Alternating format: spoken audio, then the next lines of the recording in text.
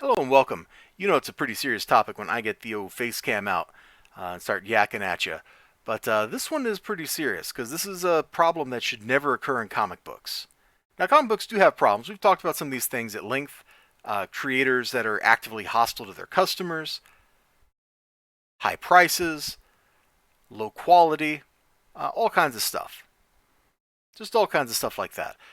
One thing that should never happen in an industry that relies exclusively on pre orders, like comic books, that is the main source of revenue for a lot of stores. They like pre-ordering your book is like the base level of sales. If you don't have enough pre-orders, you're probably not going to survive.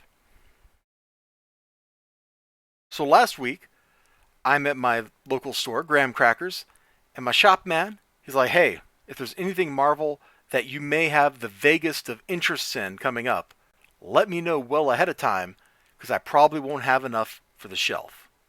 I'm like, "What?" He's like, "Yeah, come look at these Penguin Random House boxes." And he showed me, and it's like super thin cardboard. I think I mentioned that on my stream. It's like, here, it's thinner cardboard than this notebook is thick. It's not very sturdy stuff. And apparently he's just seeing a lot of damages. So what Marvel is doing is they're printing extra books, and they're including extra books in the boxes in the hopes that enough survive that they cover the damages, and well, that's probably not going to work. It's pretty terrible. And that's one way to not have enough supply. Probably a really annoying one, but you know what? Damages happen. You just have to live with that kind of stuff. No matter what industry you're in, it's like things are imperfect. And while in a perfect world you would never have that problem, diamond boxes are pretty well shipped, pretty well packed, and you still get some damages from those. And if you saw Peter Simeti's alternate comic stream that he did where he just absolutely destroyed a box, it is possible to pack your product so that it will survive a thorough drubbing and be pretty well intact. I think he ended up with like one that was like messed up out of his 20 books he had in there after he stomped on the box until the box like split open. Like, it's crazy.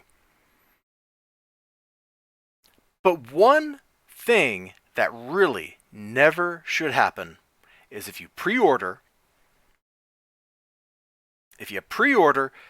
and you get your stuff. I'm pointing up here. I guess I should be pointing like right here. You get your stuff and you don't get enough. Now, the whole point of pre-ordering is so that you, the person manufacturing a product, know at least how much of that product you have to sell. If I open up pre-orders and it's like, all right, people come pre-order these books, and I get 120 orders, I know I need to print at least 120. I'll probably print more than that, but I gotta have at least 120 to cover the orders that have been placed. If I don't do that, then who's going to want to buy stuff from me again? So here you can see this message from Things from Another World. I got this off of a Discord server. Thank you, by the way, for posting this. As you may be aware from the news coverage, copies of Something's Killing the Children Deluxe Edition Slipcase Hardcover Book 1 were heavily allocated by Boom. We're receiving only 1/3 of the number of copies we ordered. Unfortunately, this means a lot of people will have their order canceled. Oh, anyone who's getting a copy is also having their order reduced to 1 copy, so as many people as possible can at least get 1 copy. This will impact even people who placed an order well before final order closing. Based on our initial calculations, this cutoff for getting a copy is June 12th, 3 p.m. I don't know when FOC was for this book, but that's ridiculous. That is absolutely ridiculous. We apologize for this happening. We're really excited about this release. Yeah, selling expensive hardcovers. I understand why you're, excited about this release. Like, that was some money coming in. And now that money has just evaporated for the store. That money is just gone. They will not see it. If they're lucky, their customers will keep buying from them. But if this is like somebody's first experience with the store, going, oh man, hey, I'm going to order from you so I can make sure I get my book instead of having to pay a scalper on eBay, well, guess what? That person's now going to have to pay a scalper on eBay, and they're probably not coming back. Like, if I got shafted out of something expensive,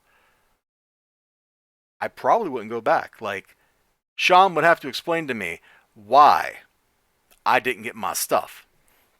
Hold on. In fact, Savage Avengers right here, when I picked this up, he was like, man, there are people who subscribed that didn't get theirs, but you got yours. So I'm glad he gave me this. And it's just like one issue, you know, I probably could have went to Westfield Comics on the other side of town and got one.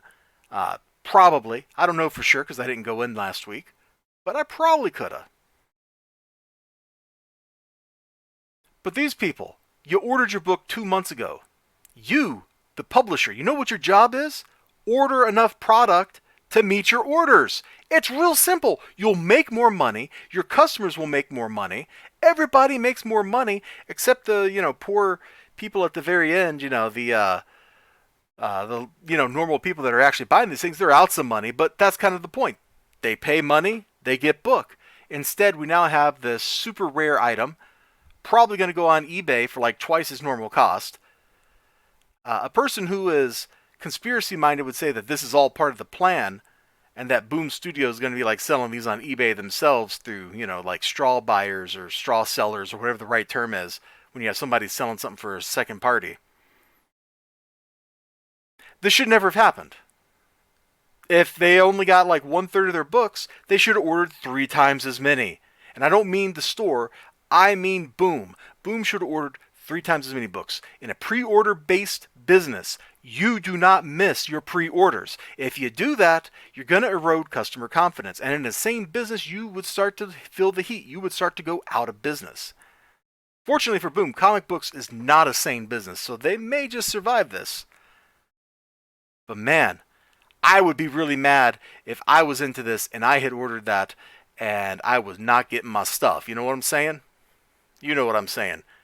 All right, you all take care of yourselves. You have a great day, great night, great whatever you got going on. Hope to see you again next time. Till then, bye-bye.